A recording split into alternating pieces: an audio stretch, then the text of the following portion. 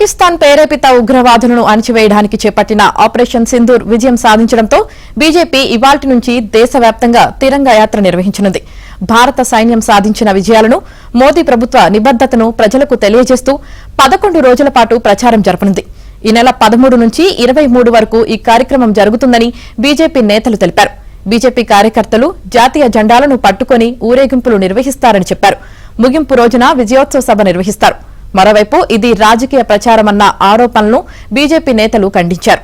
రాజకీయ ప్రయోజనాలను ఆశించడం లేదని, జాతి విజయాన్ని అందరికీ పంచుకోవడానికే దీన్ని నిర్వహిస్తున్నామని తెలిపారు.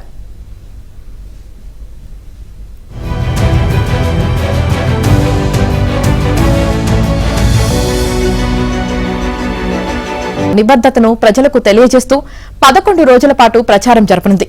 ఈ నెల 13 నుంచి 23 వరకు ఈ కార్యక్రమం జరుగుతుందని బీజేపీ నేతలు తెలిపారు. బీజేపీ కార్యకర్తలు జాతీయ జెండాలను పట్టుకుని ఊరేగింపులు నిర్వహిస్తారని చెప్పారు. ముగింపు రోజున విజయోత్సవ సభ నిర్వహిస్తారు. మరోవైపు ఇది రాజకీయ ప్రచారమన్న ఆరోపణలను బీజేపీ నేతలు ఖండించారు. రాజకీయ ప్రయోజనాలను ఆశించడం లేదని, జాతి విజయాన్ని అందరికీ పంచుకోవడానికే దీన్ని నిర్వహిస్తున్నామని తెలిపారు.